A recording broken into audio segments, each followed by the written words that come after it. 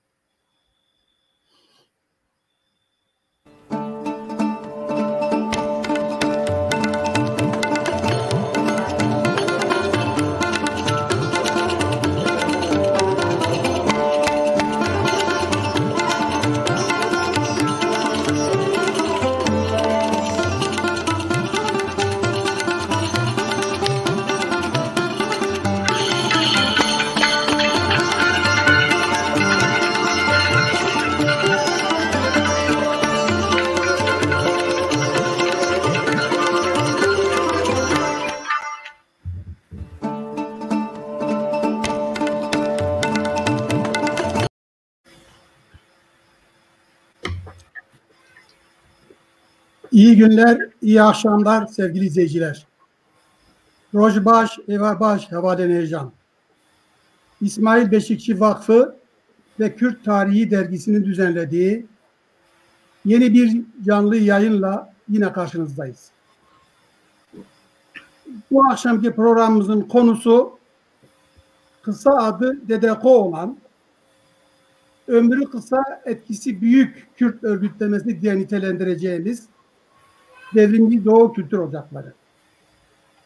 Konumuz Devrimci Doğu Kültür Ocakları, konuğumuz Sayın Ruşen Arslan. Ben eğitimci yazar Celal Temel, konuğum Ruşen Arslan'la bu akşam yaklaşık bir saat süreyle Devrimci Doğu Kültür Ocakları dediğimiz kısa adı DDK olarak bilinen örgütü konuşacağız ve bu örgütle ilgili olarak Ruşen Arslan'ın yakın zamanda yazdığı ve yine yakın zamanda yayınlanacak olan kitabından da söz edeceğiz. İzninizle 50 yıldır Ruşen Arslan'ı tanıyan biri olarak bu program boyunca ben Ruşen Arslan sözcüğü yerine, Ruşen Bey sözcüğü yerine Ruşen abi diyeceğim. Özellikle izleyicilerden bu konuda aflarını istiyorum. Şimdi Ruşen Arslan'ı hepiniz aslında çok çok iyi tanıyorsunuz, biliyorsunuz. Yine de bu yayınları yeni izleyenler olabilir. Ruşen Arslan'ı duymayanlar olabilir. Çok kısaca Ruşen Arslan'ı önce tanıtayım, sonra programımıza başlayalım. Ruşen Arslan Muş doğumlu, 1967 Ankara Hukuk Fakültesi mezunu. Daha öğrenciyken 1965 yılında Türkiye İşçi Partisi üyesi olmuş. 1970 yılında Muş'ta avukatlığa başlamış. 71 yılında başlayan Dedeko davasının önce avukatı sonra da sanığı olmuş. 1974 yılında Komal yayınlarını çıkaran grubun içinde yer almış. Aynı grubun 1976 Nevro'da çıkarttığı Rızgari dergisinin sahipliğini de yürütmüş. 12 Eylül darbesi olmadan bir süre önce daha 1979 yılında tutuklanmış ve 12 Eylül sürecinin o Diyarbakır zindanlarında tam 6 yıl yatmış. 1985 yılında çıktıktan sonra da yine de Türkiye'de kalamayıp yurt dışına gitmek zorunda kalmış.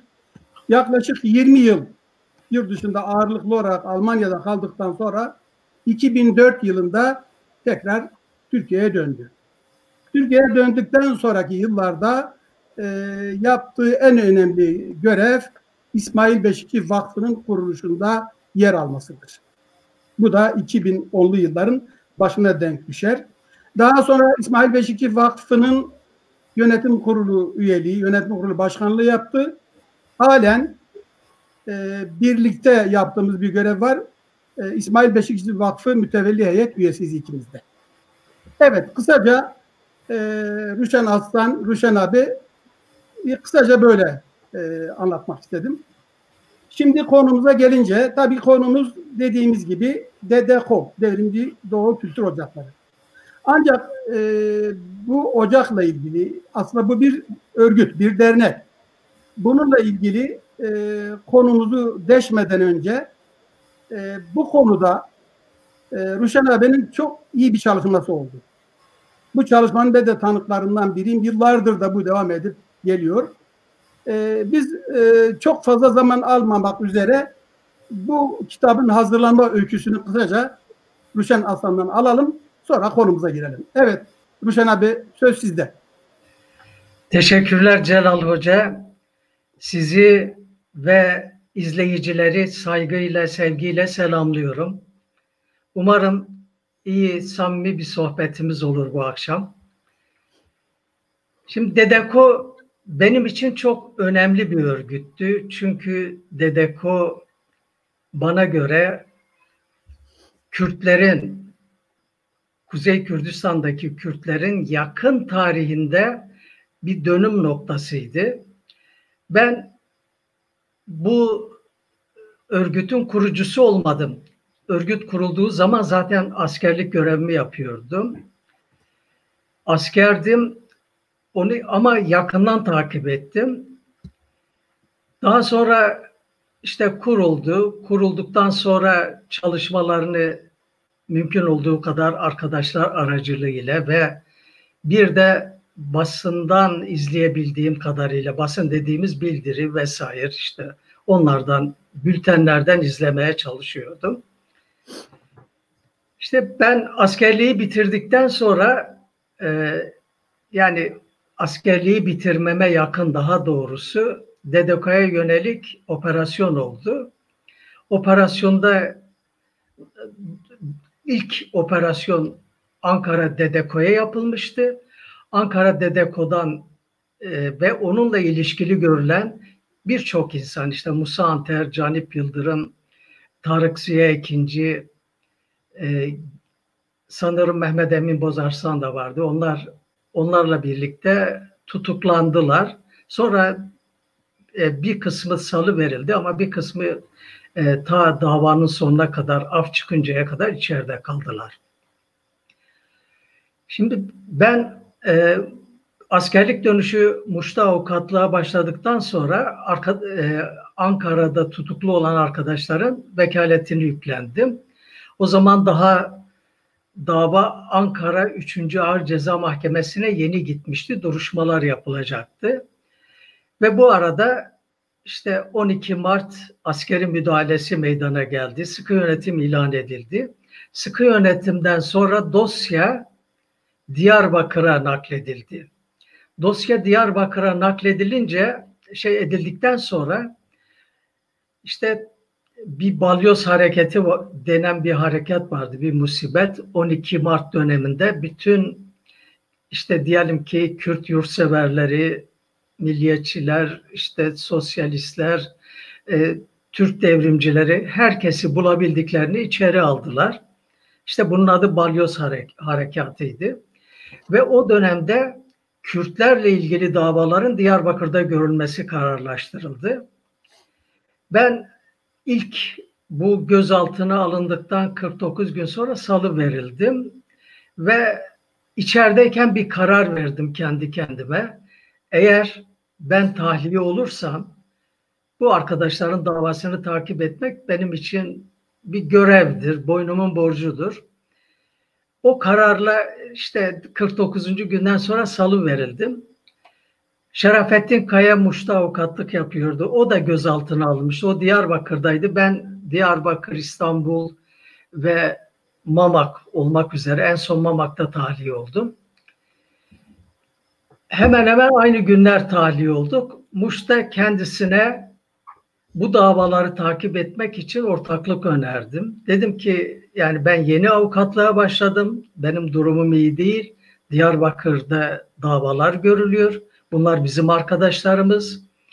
Böyle dar bir günde biz bunları yalnız bırakamayız ve bu davaları takip etmeliyiz. Öyle bir karar verdik. Sonra ortak olduk. Büroları birleştirdik ve Muş'ta kazandığımız parayla Diyarbakır'daki Diyarbakır Sıkı Yönetim Mahkemesi'ndeki Kürtlerin hepsinin davasını takip ettim. Şimdi dava takip ederken ondan sonra Ankara davası başlamıştı. İstanbul davası açıldı, birleştirildi. İşte teker teker ikişer, üçer kişi, nihayetinde 18 iddianameden oluşan bir dava. Tabii bu bir de Kürdistan'da ki kurulu dedekolar vardı. İşte diyelim ki Diyarbakır'da, Ergani'de, Silvan'da, Batman'da, Kozluk'ta. Bunlar da Diyarbakır ve çevresi dedekolar diye bir soruşturmaya tabi tutuldu. Ayrı ayrı yürütülüyordu. O soruşturma sırasında askeri savcı beni çağırdı. Dedi ki yalnız beni değil, Tahsin Ekinci, bilebildiğim kadarıyla Fikri Yıldızhan, Hamit Karakoç, biz davalara giren avukatlardık. Dedi ki sizin hakkınızda dava açacağım. Dedeko davasına girmeyin. Benimle Fikri Yıldızhan kabul etmedik. Dedi ki davalar birleşinceye kadar ayrı ayrı biz Dedeko davasına, yani Ankara, İstanbul Dedeko davasına avukat olarak katılacağım. Ben nihayet sonuna kadar da götürdüm. Dava birleşince, sanık olunca kaldım. Şimdi bunu niye anlattım? Dedeko çok önemli bir örgüttü ve bir çığır açmıştı Kürtlerin. Ruşen abi. Efendim. Ruşen abi. Dinliyorum. Dilerseniz şöyle yapalım. Yani evet, biz kademe kademe incelemeye devam edeceğiz. Ben sizden şunu isteyecektim. Bu sizin hazırladığınız kitabın bir öyküsünü kısaca anlatırsanız, sonra biz sırasına göre kuruluşları, sırasını öyle ele alalım, daha doğru olur. Şimdi izleyicileri daha iyi bilgilendiririz. Aslında ben şunu, bu hazırladığınız kitabın bir öyküsünü, tam ona geçiyordum Celal Hoca. Tamam. Evet. Ben tamam. Dedeko'yu, işte Dedeko'da yöneticilik yapmış insanların yazmasını bekliyordum. Kaldı ki bu konuda Hikmet Bozçalı, işte İstanbul Dedeko'nun 2. dönem başkanıdır. Onun bir çalışması olduğunu da biliyordum. Hatta bir defa sohbetimizde de ona söyledim. Dedim yani bunu yazmalıyız falan.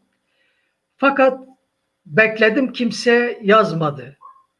Dedeko ile ilgili diyelim yazdıkları kitaplarda veyahut da yazdıkları makalelerde bilgi verenler vardı. Fakat bu yeterli değildi.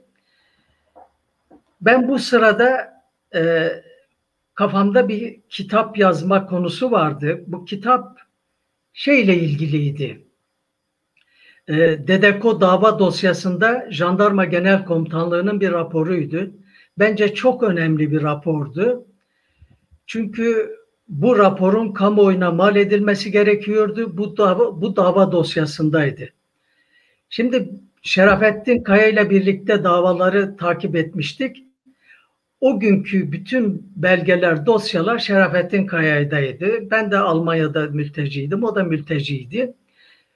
Sonra ben Türkiye'ye geldim. Türkiye'ye gelince de o raporun suretini almak istiyordum. Fakat bir türlü suretini elde edemedim. Ondan sonra tekrar Almanya'ya gittiğimde Şerafettin Kaya'ya uğradım. Dosyaya baktık.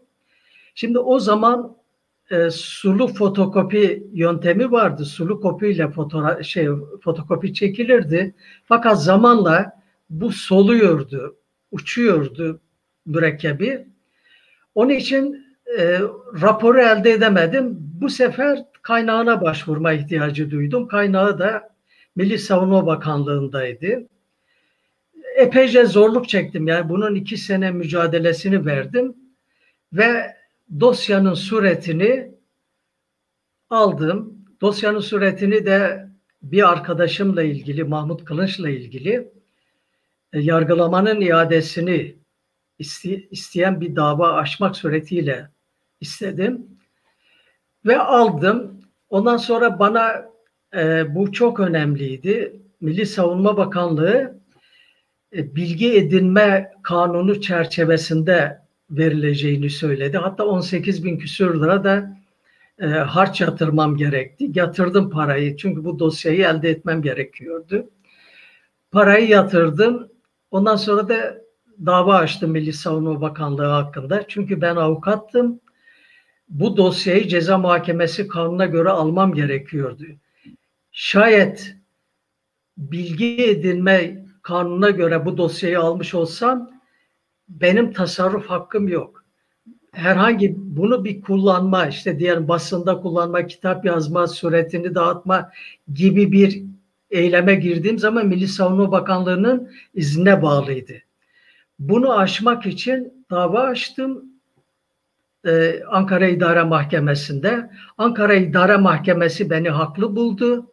Hem paramın 15 bin lirasını bana iade etti ve aynı zamanda da ceza muhakemesi kanununa göre bu dosyanın verilmesi gerektiği kararını verdi. Dava kesinleşti. Ben bu dosyayı elde ettiğim zaman 57 tane klasörden ibaretti. 24 bin sayfaydı. Çünkü 24 bin küsur sayfa üzerinden benden harç aldılar. Oradan sayısını çok iyi biliyorum. Ben bu dava dosyasına baktığım zaman o anda karar verdim. Dedim ki ben bu Dedeko davasını yazacağım. Dedeko davasını yazmam, işte diyelim ki dosyaları incelemem, 24 bin küsur sayfayı teker teker inceledim, notlar aldım. Aynı zamanda ilgili kitapları okudum. İşte yazma 4 senemi aldı. Bu kitap ortaya çıktı. Ben burada şunu da belirtmek istiyorum. Evet. Kitabı yazarken akademik bir kitap yazmayı amaçlamıştım. Ben sunuş yazımda da belirttim, bunu sizlerle de paylaştım. Ben akademisyen değildim. Akademik bir kitap yazma benim için biraz zor olabilirdi. Bunun için dostlarım, akademisyenlerin tecrübelerine, bilgisine ihtiyacım vardı. Onlarla birlikte çalıştım. Onlara kendimi denetlettim. Onların önerilerini aldım. Bunlar sırasıyla Profesör Doktor Besim Eşen, Şükrü Aslan, Profesör Doktor Şükrü Aslan, Doktor İsmail Beşikçi, Doktor Derya Bayır. Hepsine huzurunuzda tekrar teşekkür ediyorum. Kitabımda da teşekkür etmiştim ama bir daha böyle canlı huzurda teşekkür etmek istiyorum. Kanımca iyi bir akademik kitap çıktı. Dedeko için bu yeterli midir? Hayır. Ben sunuş yazısında da belirttim. Dedeko kitabının içinde başlı başına kitap konusu olabilecek birçok konu vardır. Bunların tez olarak incelenmesi bu üniversitelerdeki hocalara düşüyor. Beni dinleyenler varsa bu konuya dikkat ederler. Onlardan talebimdir, istirhamımdır. Veya kitap yazmak, yani işte diyelim tarih araştırması yapmak, Kürdoloji dalında çalışmak isteyenlerin de derinleşeceği, yeni kitap yazabileceği birçok konu vardır. Birkaç tane örnek verirsem, mesela Doğu dernekleri, Dicle Talebe Yurdu, o dönemdeki Kürt basını, o dönemdeki Kürt yargılamaları, her biri birer dava konusudur vesaire vesaire. Yani bunlar yapılabilir. Böyle bir kitap çıktı, sundum. Tabii bu kitabı yazarken Celal Hoca'nın çok yardımını gördüm. Diğer arkadaşların, yani çok kişinin yardımını gördüm. Kime başvurdumsa beni geri çevirmedi. Eldeki belgeyi, bilgiyi benimle paylaştı. Hepsine teşekkür ediyorum. Kitap da şu anda matbaadadır. Sanıyorum ki ay sonuna doğru çıkar ve okuyucusuyla buluşur. Evet, teşekkür ederim Büşen abi bu kitapla ilgili verdiğim bilgilerden dolayı. Evet, şimdi bu genç kuşağın az bildiği, ancak bizim 68 kuşağının çok iyi bildiği Devrimci Doğu Kültür Ocakları nasıl bir örgüttü? Bundan bahsedeceğiz.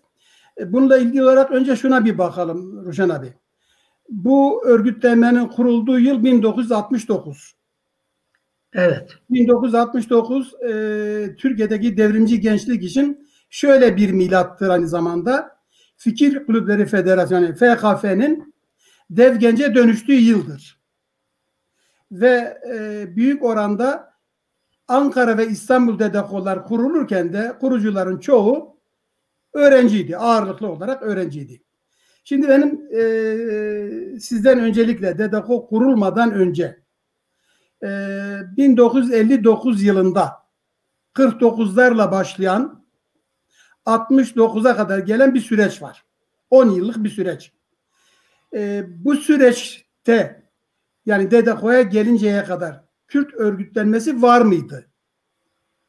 Hatta kitabınızda siz bunu ta 1908'deki Kürt tavrına kadar da götürüyorsunuz, ancak ben özellikle bu 59-69 arasında Kürtlere ait Kuzey Kürdistan'da, Türkiye Kürdistan'ında bir örgütlenme var mıydı?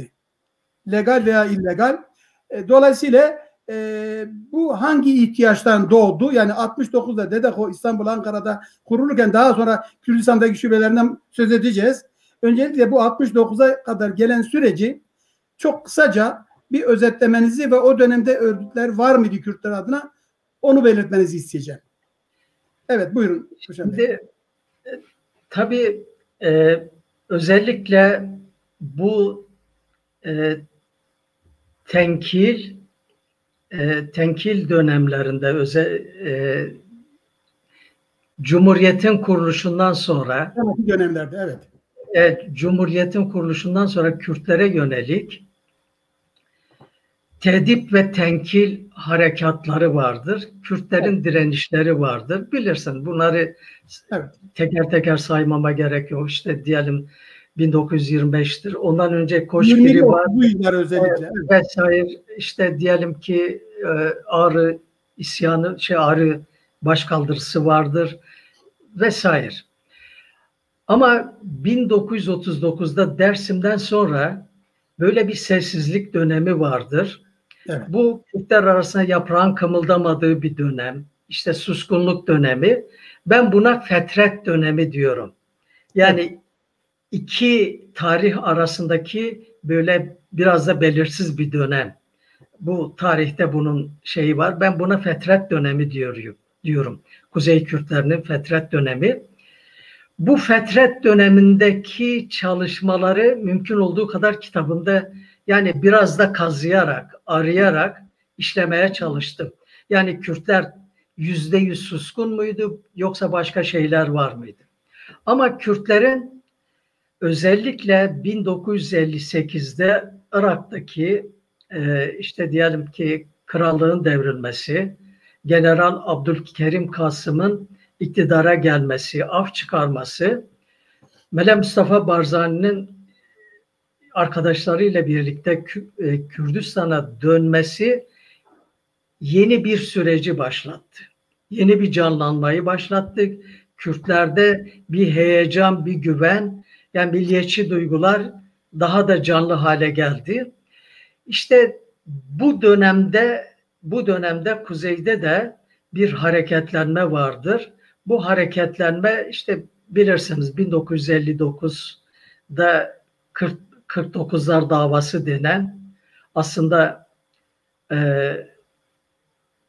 50 kişi olması gerekiyor. Sonradan buna eklenenler de var. Bir yargılama konusu oldu. Yargılamadan sonra işte ceza alanlar oldu, beraat edenler oldu.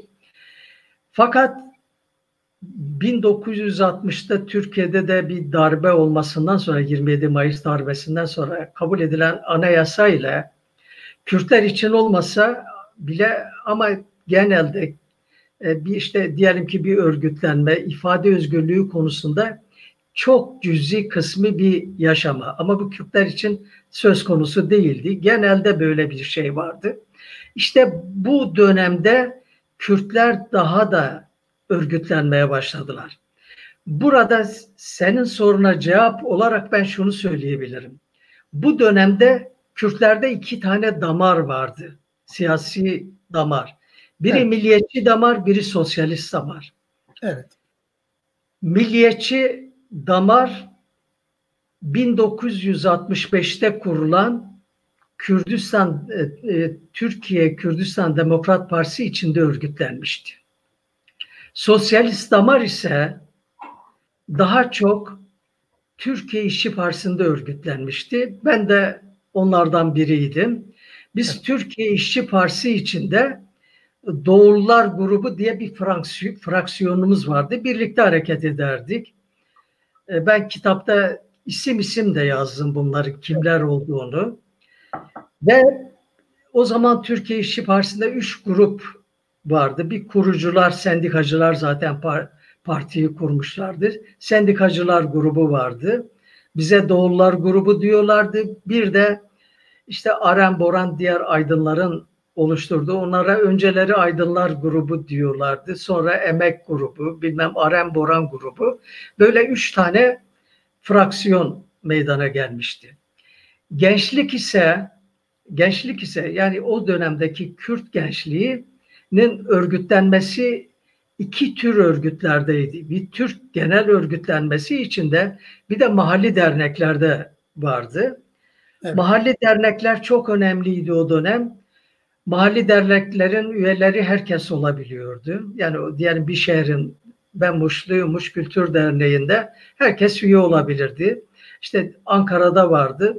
Ankara'da yaşayan bütün Muşlar derneğin doğal üyesiydi.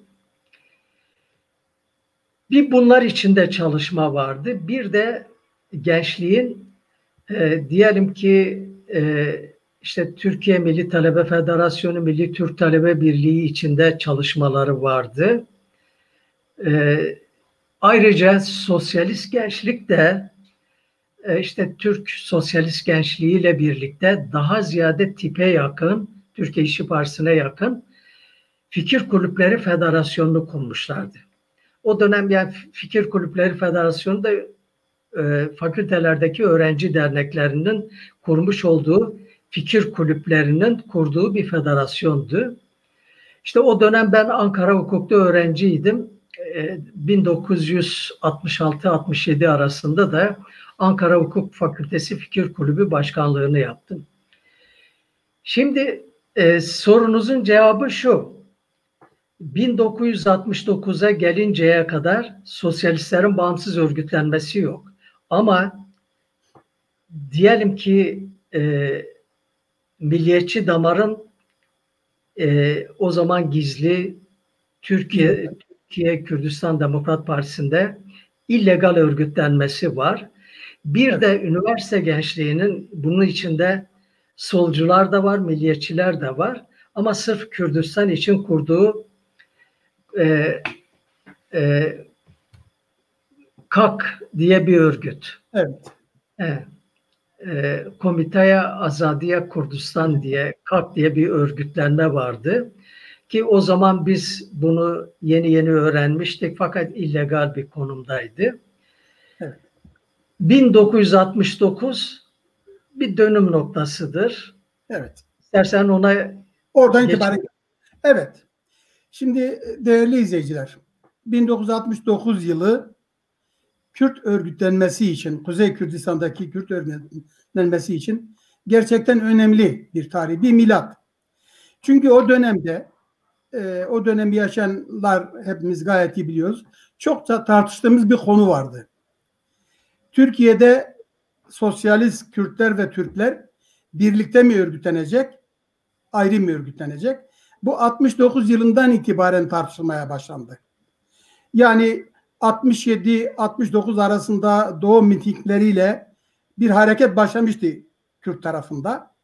Ama bir taraftan da sol gençlik ve sol aydınlar arasında biraz ulusalcılığa yaklaşma tavırları vardı. Milli Demokratik Devrim diye bir şey gündeme gelmişti. Dolayısıyla sosyalist Kürtlerde de 69 tarihinden itibaren bu DDKO'nun kuruluş günlerinde tartıştığımız konu evet bizim de ayrı örgüt kurmamız gerekir şeklindeydi.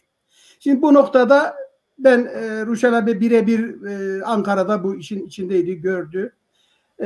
Çoğumuz da biliyoruz, okuyoruz. Aslında bundan önceki dönemlerde de DEDEKO ile ilgili bazı şeyler yazıldı, çizildi, kitaplar da var. Ama Ruşen Aslan'ın bu hazırladığı düzeyde, kapasitede bir çalışma ilk defa yapılıyor. Tabii ki kitap elinize geçtiği zaman birçoğumuz çok daha detayları öğrenebiliriz. Benim bu aşamada, çünkü zamanımızda yarıyı geçti. Artık biz bu aşamada şunu bir kısaca cevaplandıralım Ruşen abi. Sorum şu. Bu ayrı örgütlenme sayılabilir mi? 69 yılında İstanbul ve Ankara'da DEV Genç'ten ve FHKF'den ayrı olarak ağırlıklı olarak Kürt sosyalist gençlerin önderliğinde, bazı milliyetçi Kürt aydınları ve gençleri de tabii ki var işin içinde, kurduğu bu örgüt aynı zamanda ayrı örgütlenmenin bir başlangıcı olarak görülebilir mi? Kesinlikle. Kesinlikle. Çünkü yani özellikle sosyalist Kürt gençleri diyelim ki bir FKF deneyimi yaşamıştı. Zaten o dönemde kitapta da uzun uzadıya bahsettiğimiz Türk solu içinde çatışmalar vardı. Yani diyelim ki bir yön devrim hareketi vardı. Doğan Avcıoğlu'nun ideologluğunu, belki de liderliğini yapıyordu diyebileceğimiz yön devrim hareketi vardı. Mihri Belli'nin liderliğini yaptığı proleter devrimci aydınlık vardı. Bir de sosyalist devrim yanlısı olan tip vardı. Bir defa şimdi diyelim ki Kürtler büyük bir travma yaşamışlardı bu tenkil ve tehdit dönemlerinde. Yani diyelim ki Türk ordusunun bu tenkil tehdit sırasındaki uygulamalarından dolayı orduya karşı böyle peşin bir duruş, bir mesafe vardı. Diğerleri ise işte diğer PDA ve Yön Devrim Hareketi şey ediyordu. Yani Türk ordusunu ittifakçı güç olarak görüyorlardı. Evet. Yani otomatikman Kürtler bunun dışında kalma ihtiyacını duydular o dönem. Evet. Ve bu aynı zamanda gençlikte de vardı. Gençlik içinde de vardı. Kıyasıya bir mücadele vardı. Fikir Kulüpleri Federasyonu'na proleter devrimci aydınlık görüşü egemen olmaya başladıktan sonra yani Kürtlerin artık Fikir Kulüpleri Federasyonu'nda kalma şansları yoktu. Evet. Ve bunun için bir arayış ihtiyacı duydular. Önce gençlikte bu başladı ve DEDEKO bana göre sosyalist gençlerden çıkan ve milliyetçi gençlerle de birleşen bir harekettir, bağımsız bir harekettir. Kaldı ki bunun tartışmalarını, yani kuruluş tartışmaları kayda geçmiş. MİT tarafından o konuşmalar, kuruluş konuşmaları, Ankara'daki kuruluş toplantılarındaki birkaç tane toplantı kayda alınmış. İyi ki kayda alınmış. Biz bundan tarihi bir şey öğreniyoruz. O günkü kadroların düşünceleri nedir? Neleri savunuyorlardı? Evet. Ayrı örgütlenmeyi niye istiyorlardı? Biz bunları o MİT'in ses kayıtlarından öğreniyoruz. Evet. Bana göre kesinlikle ayrı bir örgütlenmedir. Yol çizmiştir.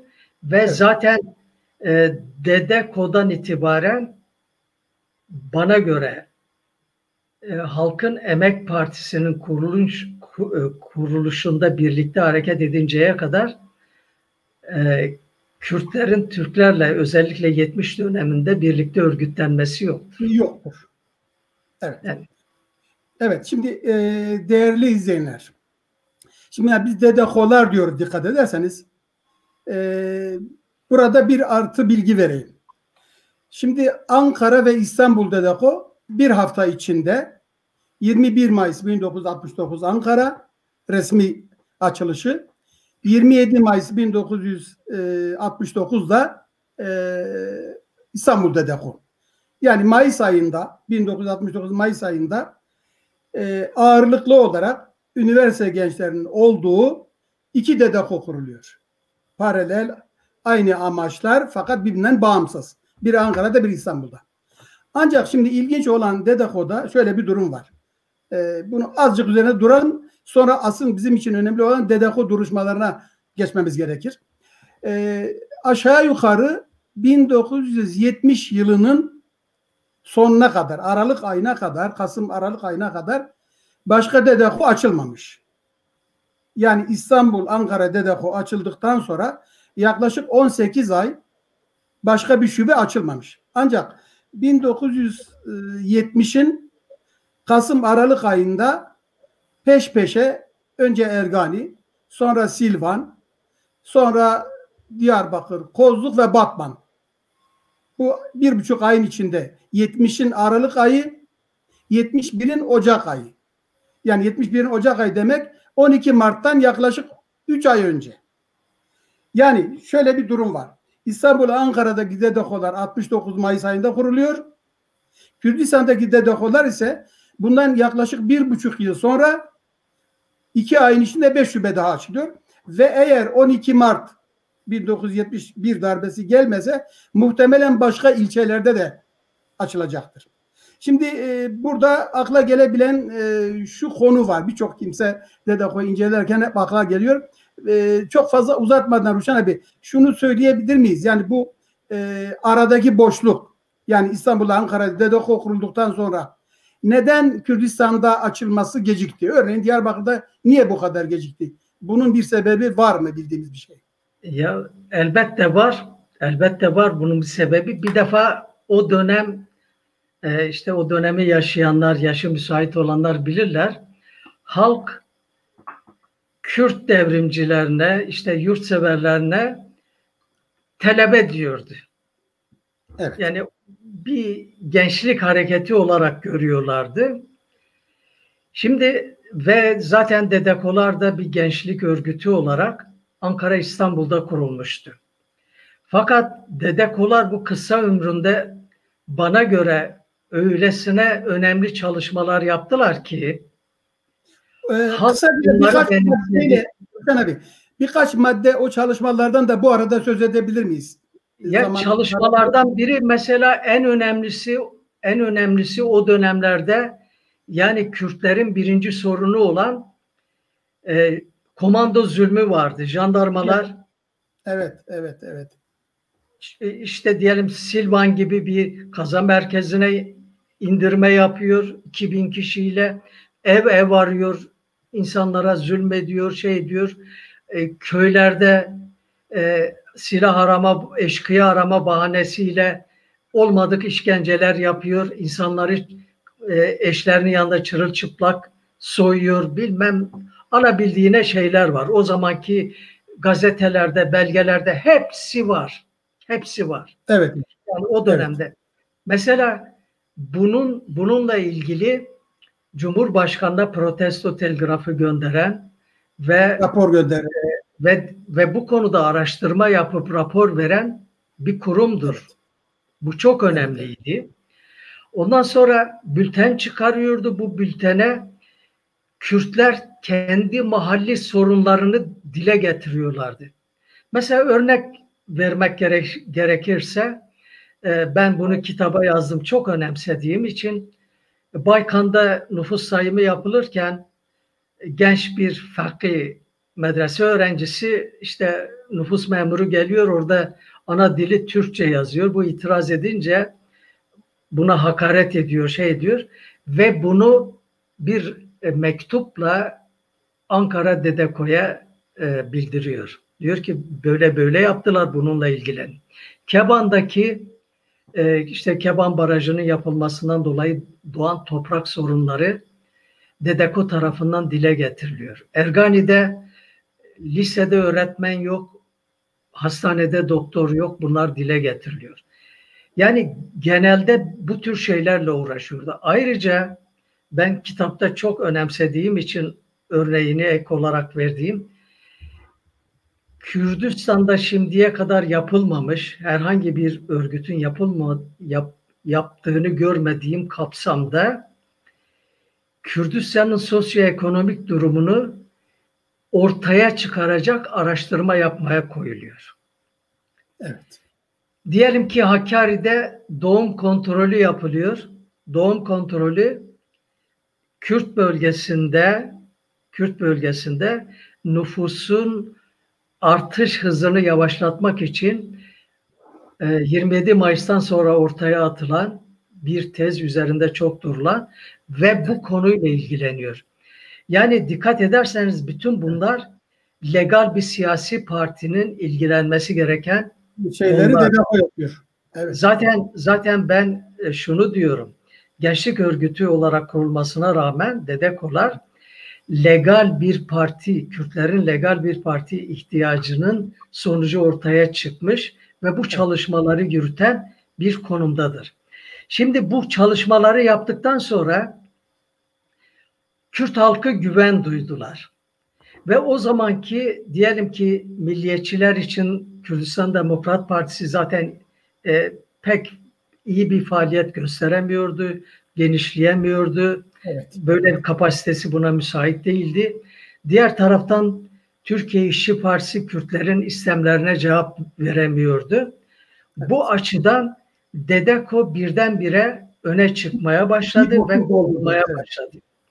Eğer 12 Mart müdahalesi olmasaydı, sıkı yönetim gelmeseydi, ben inanıyorum ki Kürdistan'ın birçok yerlerinde kurulacaktı.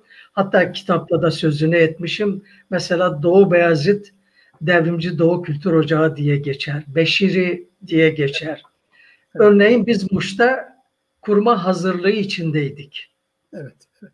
Yani bu fark o çalışmaları gördükten sonra, o çalışmaları benimsedikten sonra kendilerini bu işe vermeleri, onlarla bütünleşmeleri sonucu meydana gelmiştir. Ki bu çok bir zaman dilimi değil bence. Kısa bir zamanda oldu. Ruşen Bey çok haklısınız. Bu işin tanıklarından biriyim ben. Şunu da yalnız özellikle DEDEKO'yu fazla tanımayanlar için eklemem gerekiyor. Her ne kadar İstanbul, Ankara DEDEKO kurucuları öğrenci, talebe ise de, bizim halkın deyimiyle talebeler ise de tersine Kürdistan'daki 5 DEDEKO kurucuları, Diyarbakır'ın, Ergani'nin, Batman'ın, Kozluğun, bunların tamamının kurucuları neredeyse %80'i 90'ı halktan insanlardı. Esnaftı, kasaptı, din adamıydı. Yani Silvan'da kurucuların içinde bir tane üniversite mezunu okuyan doktor, mühendis falan yok. Öğrenci yok. Hepsi halktan insanlar. Bu tabii önemli bir özellik. Yani o sizin dediğiniz halk bize inandı, güvendi ve muhtemelen 12 Mart 1971 darbesi olmasa bu 5 yerde Diyarbakır, Ergani, Silvan, Batman ve Kozluk, dikkat ederseniz bunlar birbirine yakın bir yöre. Bunlar tam Muş'a, Doğu Beyazıt'a kadar da yayılacaktı. Ve Demirel'in açıklamalarında var. Eğer 12 Mart, daha sonra söylüyor bunu Demirel, 12 Mart olmasaydı DEDEKO başımıza büyük belalar açacaktı diyor.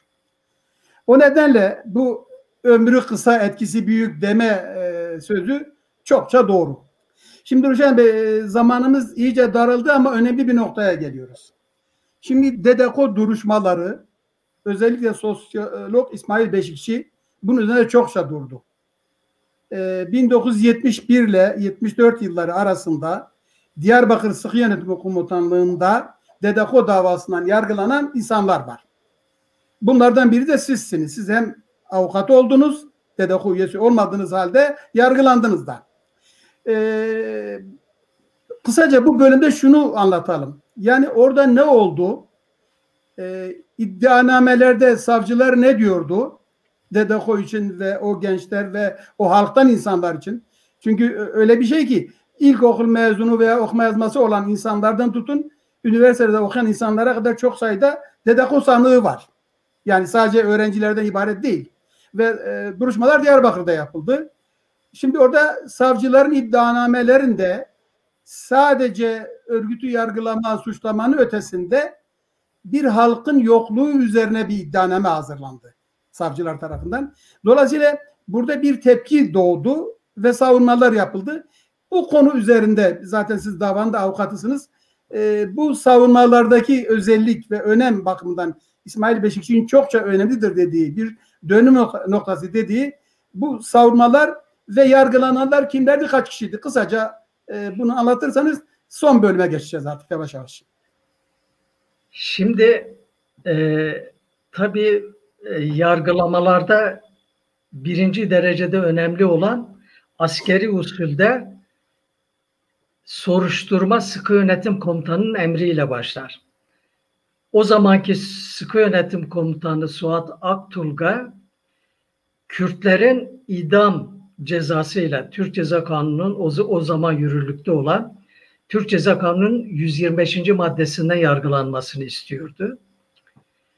Fakat savcılar suçun yani silahlı bir mücadele olmadığı için o zamanki yürürlükte olan 141.4 ve 142.1 vesaire işte propaganda ve basit yani diyelim ki siyasi deyimiyle Kürtçülerin yargılandığı bir dava, bir örgüt olarak dava açıldı. Tabii hazırlanan iddianamelerin en önemlisi Ankara Dedeko iddianamesidir. Bura uzun uzadıya Kürt halkının yokluğu, Kürt dili diye bir dilin olmadığı üzerine kurulmuş bir iddianameydi. Ya bu Türk tarih tezi de böyleydi. Şimdi tabii o dönemde iddianameler tebliğ edildikten sonra bu iddianameye karşı bir cevap hazırlama, yani savunma, sorguda savunma gündeme geldi. Ve içeride bir tartışma başladı. Çeşitli komünler vardı. Özellikle Ocak Komünü denen Mümtaz Kotan, işte İbrahim Güçlü,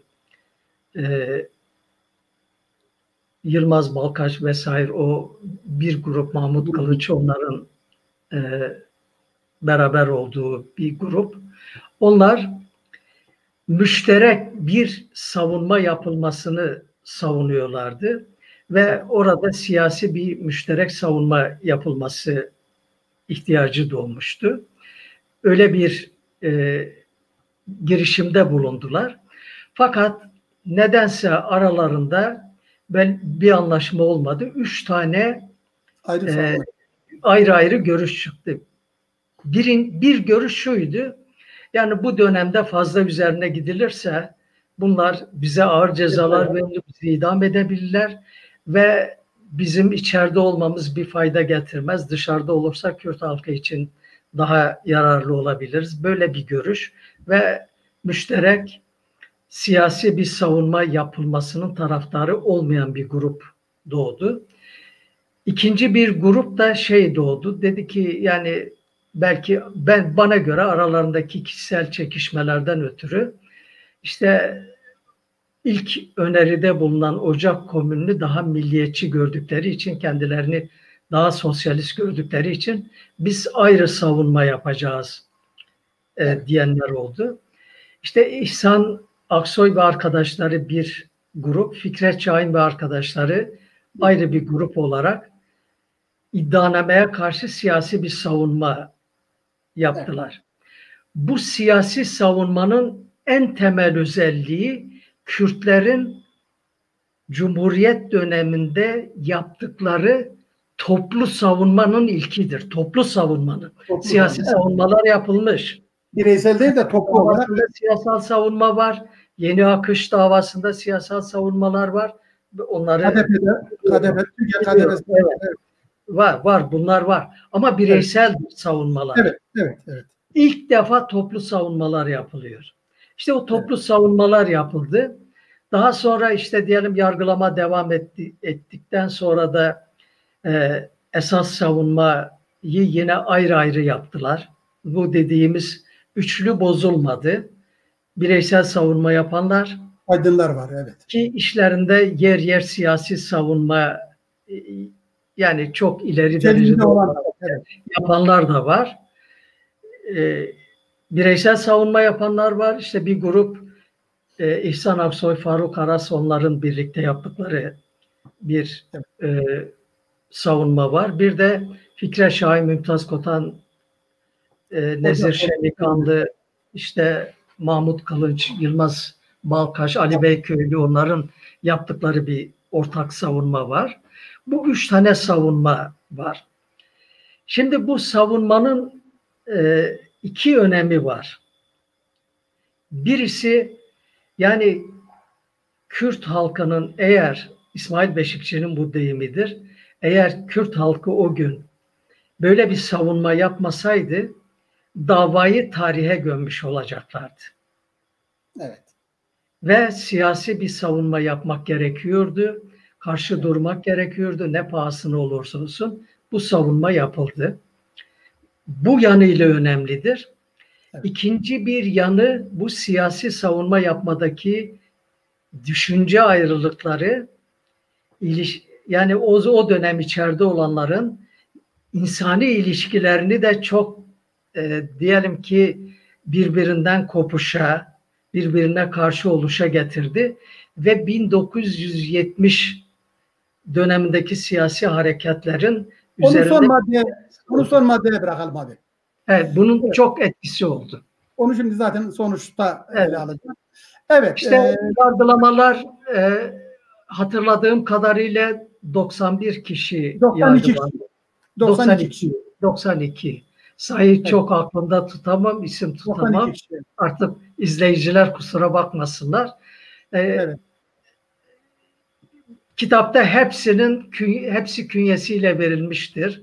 Yani tarihi bir belge olsun diye verdik. Evet. Beraat edenler bellidir. İşte beraat edenlerle ilgili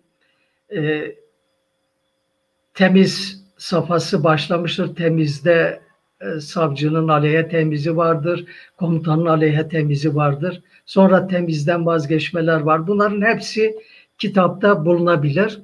Evet. Ayrıca ben şunu da belirteyim, bu eksik kalmasın. Şimdi 24.000 sayfa içinde çok önemli belgeler vardı. Bu belgelerden biri bu sözünü ettiğimiz savunmalar. Bunun yanı sıra diyelim ki mahkeme kararı, iddianameler. Şimdi bunları bir kitap olarak ek vermek çok zor bir olay olacaktı. Bunun bir yollu yöntemini de şöyle buldum.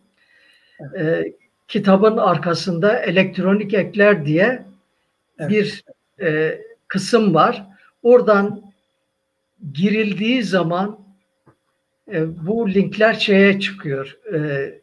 İsmail Beşikçi Vakfı'nın kütüphanesinin kataloğuna giriliyor ve oradan savunmaları da görebilecekler, kararları da görebilecekler. Orada hepsi var.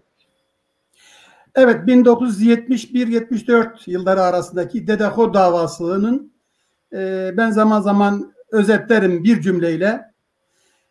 Savcılar o gençlere, o aydınlara Kürtler ve Kürtçe diye bir dil yok derken onlar da o savunmalarla biz varız diyorlardı. Yani işin özü buydu. O bakımdan elbette İsmail Beşikçi Hoca'nın deyimiyle önemli bir olaydır. Merak edenler olabilir. Bu arkadaşların bazıları cezalar yediler. 15-16 yılı bulan cezalar yediler. Ancak 1974 yılında bilindiği gibi o bilinen af kanunundan sonra bunların hepsi tamamı dışarı çıktılar. Şimdi Dedeko'nun artık son günleri zaten 12 Mart'tan itibaren kapanmış oldu. Davalar da bitti. Dedeko davasından yargılanan içerideyken ayrılıklar baş göstermişti. Görüş ayrılıkları, işte farklı savunmalar falan.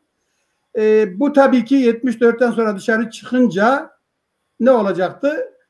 Ayrı örgütlerle ama ayrı ayrı Kürt örgütlerine dönüşecekti. Bu süreci birçoğumuz biliyoruz. Ben onu 74'ten itibaren kurulan ve onların da ömrü çok kısa. Hani çok sayıda örgütümüz var ya, ben onlara renk örgütler diyorum. Yani Dedeko'dan sonra Bunların tamamı da Dedeko'dan doğan bu örgütler var. Bunlar da 5-6 yıl yaşayabilmişler en fazla.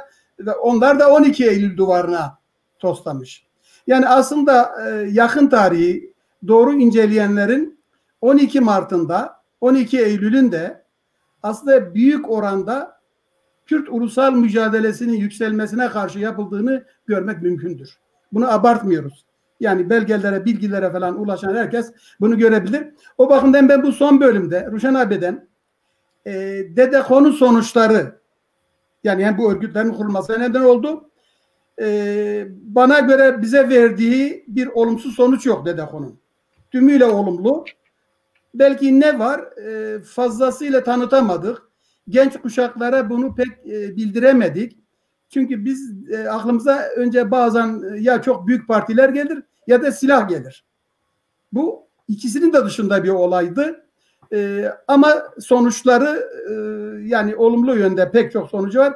Kısaca neler söyleyebiliriz bize verdiği sonuçlar itibariyle Dedeko'nun? Evet buyurun. Yani şimdi Dedeko'nun ne kadar önemli bir örgüt olduğunu özellikle devletin kuruluşu olan MİT'in veyahut da sıkı yönetim komutanlıklarının raporlarında görmek mümkün. Ve gerçekten devleti çok korkutan, çünkü devlet Kürt halkının uyanışından korktuğu kadar hiçbir şeyden uyanmıyordu. Devrimci Doğu Kültür Ocakları ise bu halkın uyanışına çok büyük hizmeti olmuş bir örgütlenmeydi. Ve üstelik bağımsız örgütlenmeydi. Yani Kürtlerin illegal örgütlenmeleri bir tarafa bırakırsak, Osmanlı döneminde kendisi için örgütlenmeleri vardır. Cumhuriyette ise kendisi için legal örgütlenmesi, baktığın zaman Devrimci Doğu Kültür Ocağı'dır. Bu çok önemliydi.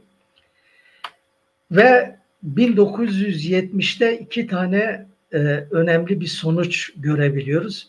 Birisi ister milliyetçi görüşte olsun, ister sosyalist görüşte olsun, Kürtler bağımsız örgütlenme ihtiyacını duydular. Yani baktığınız zaman Türklerle birlikte örgütlenme, ufak bir istisna diyorum. Ufak bir istisna da şudur. Türkiye İşçi Partisi 70'li yıllarda ikinci kez kurulurken işte Kürtlerden bazıları, işte bildiğim kadarıyla Tarık Ziya Ekinci, ayrıca Mehdi Zana kurucu oldular. Kemal Burkay da üye olmuştu. Fakat ikinci Türkiye İşçi Partisi Kürtler içinde yer etmedi. Çünkü o zaman Kürtlerde egemen olan görüş bağımsız örgütlenmeydi.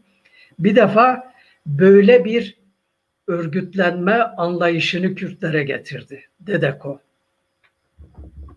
Evet. İkinci bir şey, Dedeko kadroları 1970'lerde oluşan siyasi kadroların çok önemli kurucularıdır. Ya yargılanmışlardır ya Dedeko'da üyedirler. Yani yargılanmasalar bile üyedirler. Veyahut da benim gibi üye olmayıp da Dedeko'dan yargılanan kişilerdir. Baktığın zaman hepsinin üst yönetiminde bunlardan çok miktarda vardır. Yani 70'li hareketin manivalası durumunda olan Dedeko kadrolarıdır diyebiliriz. Bu bakımdan çok çok önemlidir. Böyle bir sonuç yaratmıştır. Ben Dedeko döneminin kitapta da belirttim. En önemli eksiklik olarak gördüğüm özellikle yargılamalar sırasındaki insani ilişkilerin iyi götürülemeyişi.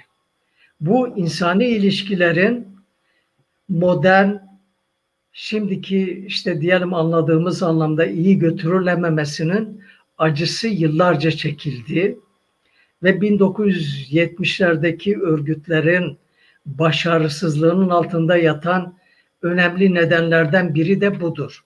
Bunu da görmek lazım. Ben bunu kitabımda kendi anlayışıma göre belirtmeye çalıştım örnekleriyle. Buna da Evet. vereceğim cevap budur. Evet. Şimdi sayın izleyiciler birkaç soru var. Onları ele alacağız. Şunu belirteyim. Ruşen Aslan'ın hazırladığı bu kitap örneği az olan bir kitap. Yani yaklaşık 20.000 sayfalık kaynaktan yararlanarak Sıkı Yönetim Genelkurmay Başkanlığı'ndan alınan bilgilerle, belgelerle hazırlanan bir kitap. Tabii ki 400-500 sayfalık bir kitaba bütün bu bilgilerin girmesi mümkün değildi. O yüzden Ruşen abinin bahsettiği elektronik ekler önemli. Yani ilk defa siz bir kitabı okurken dilerseniz elektronik eklerle İsmail Beşik Vakfı'na giderek oradan bilgi edinebileceksiniz. Şimdi DDKO'nun kadroları 1974 ile 80 yılları arasında kurulan çok sayıda örgütün kurucuları arasında yer aldılar. O dönemde bildiğimiz çok sayıda örgüt var.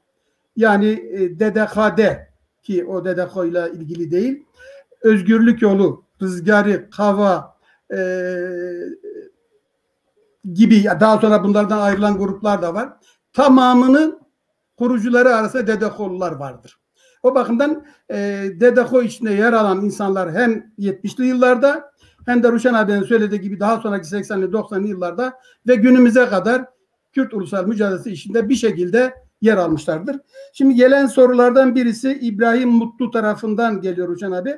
Ancak sanıyorum bu başta gelen bir soru. Diyor ki siyasi savunma yapılmadı mı diyor. Yapıldığını zaten söylediniz. İki önemli grup, iki önemli siyasi savunma hazır. Her birisi 150-200 sayfalık, hatta Kürtçe dilini dahi savunan, onu anlatan savunmalar vardı. Sanıyorum bu soru başlarda gelmiş. Bunu zaten siz anlattınız değil mi? Ona ayrıca bir şey eklemeye gerek yok. Bir şey eklemek gereğini duyuyorum. Yani elbette ki siyasi savunma yapılmıştır. Fakat bir şey çok önemli. Soru şu anda ekranda zaten. Her savunmayı, yani her şeyi zamanı, zemini, tarihi şartları içinde değerlendirmek gerekir. Evet. Evet. Mesela o dönemdeki savunmanın esas kaynağını teşkil eden varlığını ispat etmeydi. Evet. Şimdi şöyle onlar düşün, benim 55 senelik bir mücadele tarihim var.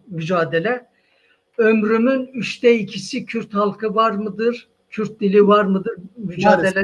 Ömrümün 2/3'ü bununla geçmiştir. Ve ben hemen bir şey anlatayım. Belki ilgilerini çeker. Bizi yargılayan sıkı yönetim döneminde çeşitli hakimler gelirdi giderdi. Kararda yoktu ama diğer yargılamalarda vardı. Benim savunmada Kürtçülük yaptığım nedeniyle Şerafettin Kaya ile birlikte tutuklandığımda tutuklama kararını veren hakimdi. Gel zaman git zaman yüksek yerlerde hakimlik yapmış. Ondan sonra da avukatlık yaparken mahkemede karşılaştık. Böyle sohbet ettik. Ben ona soru sordum. Dedim ki ya böyle 200 sayfalık, 300 sayfalık iddianameler hazırladınız. Kürt halkı yoktur, Kürt dili yoktur dediniz. Şimdi TRT Şeş kurulmuş. O zaman adı TRT Şeş'ti. Ne oldu bu şey? İşte konuştuk epeyce. Ben ona şunu söyledim. Dedim ki bakın biz o zaman bir şeyler söylüyordu. Diyordu işte Kürt halkının dilini serbest bırakın, işte varlığını kabul edin, şu edin, bu edin. Ancak Türkiye buna 2000'li yıllarda gelebildi. Ve o zaman bizim dediğimizi kabul etmiş olsaydı o zaman 35.000 kişinin öldüğü söyleniyordu. Bu kadar kişi de ölmezdi. Ayrıca dedim ki bizim o dönemdeki tek suçumuz vardı. Biz devleti yönetenlerden 40-50 sene ilerisini görebilecek insanlardık. Bundan dolayı biz suçlandık. Adamın bana tek cevabı doğrusun dedi, haklısın dedi. Evet. İşte bu şekilde. Şimdi bunun da şeyini yani sorusuna ek olarak siyasi savunma o günkü şartlar içinde yapıldı. Tamam. Hüseyin Düzen adlı bir arkadaş şöyle bir soru soruyor. İbrahim Güçlü savunma yapmamış mıydı diyor. Bu yapan birinci grubun Ocak grubu içinde olduğunu zaten yani, ben hepsini yani zaman içinde şey etmedim. Zaten ifade ettim. İsimler verdim. İbrahim Güçlü savunma yapan grubun, Ocak Komünü grubunun Mümtaz Kotan, Fikret Şahin, Nezir Şemikanlı, Yılmaz Balkaş, Mahmut Kılınç, onlarla birlikte savunma yapan, hem iddianame yap hem savunma yapan var. Tamam. Üstelik İbrahim Güçlü Ocak Komünü adına ortak siyasi savunma görüşmelerini yürüten kişidir. Yürüten kişidir aynı zamanda. Evet. Tamam, zaten sizin şeyinize. Başka soru bildiğim kadarıyla bana ulaşan soru yoksa yavaş yavaş programımızı sonlandıracağız. Ruşen Bey, sizin son olarak izleyenlerimize söyleyeceğiniz bir şey var mı? Buyurun. Size son sözü vermiş olayım. Sonra ben programı kapatacağım. Ya, benim son diyeceğim şudur. Ben işte diyelim ki bunca yıl sonra biz bir taraftan çok talihsiz bir kuşaktık. Yani 70'lere kadar okuyacak kitap bulamazdık. Şimdi Kürtler kendi tarihlerini yazmaya başladılar. Ve şimdiye kadar bizim tarihimizi Türk tarih tezine uygun olarak Türkler yazıyordu, yanlış yazıyordu, taraflı yazıyordu ve Kürt varlığını inkar üzerine yazıyordu. Şimdi bu Kürt tarihini yazan kitapların mutlaka okunması gerektiği inancındayım. Ya benim kitabım okunsun diye böyle bir talebim yok.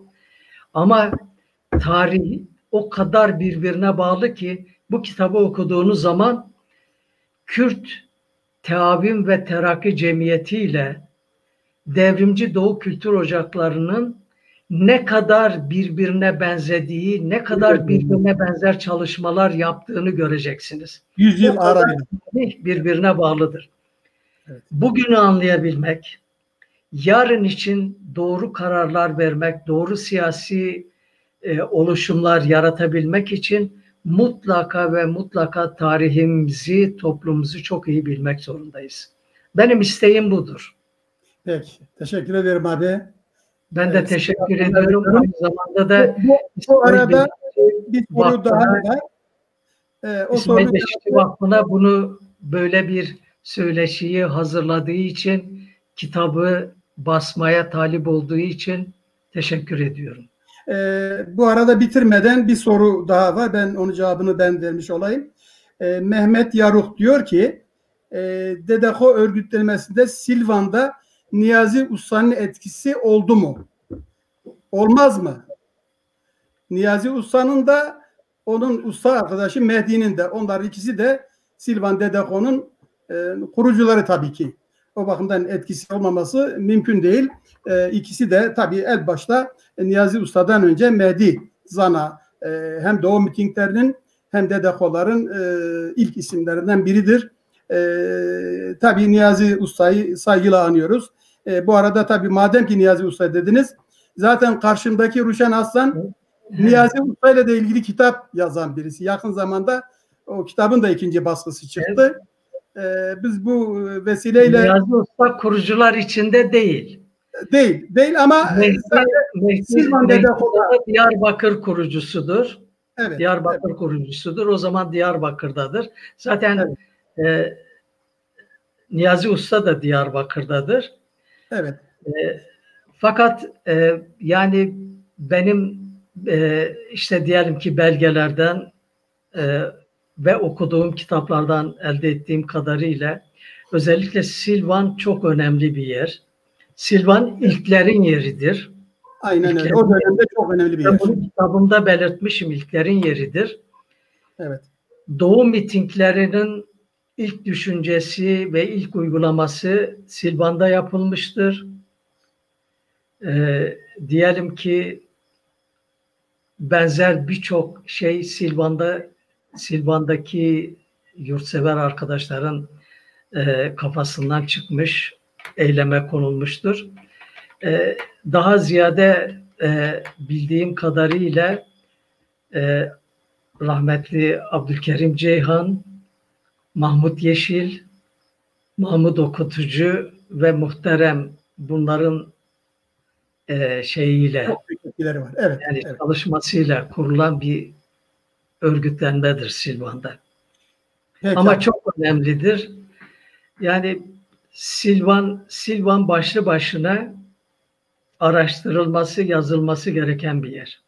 Evet.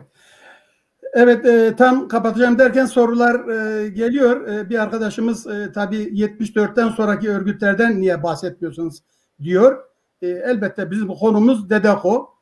DEDEKO 1971-74 arasındaki Diyarbakır duruşmalarını ele aldık. Elbette 74'ten sonraki süreçteki renk örgütlerimizin her birisi için ayrı ayrı saatlerce konuşma yapılabilir. Konumuz o olmadığı için hiç şeye de gerek yok. Evet, sayın izleyenler, bizi bu saate kadar izleyen herkese teşekkür ediyoruz, saygılarımızı sunuyoruz. Ve Ruşen Aslan'ın hazırladığı bu DEDEKO kitabının çok yararlı bir kaynak olduğunu kesinlikle söyleyebiliriz. Kitabımız maalesef henüz çıkmadı matbaada. Sık sık soran var. Bizim tahminimiz 1 Ekim'e kadar en geç çıkmış olacak. Temin etmek isteyenler İsmail Beşikçi Vakfı aracılığıyla bunu temin edebilirler. Evet, bizler Kürt Tarihi Dergisi ve İsmail Beşikçi Vakfı adına bu programı yaptık. Zaten Kürt Tarihi Dergisi aynı zamanda İsmail Beşikçi Vakfı'nın bünyesinde bir çalışma. Bu iki kurum bu programları hazırlıyor.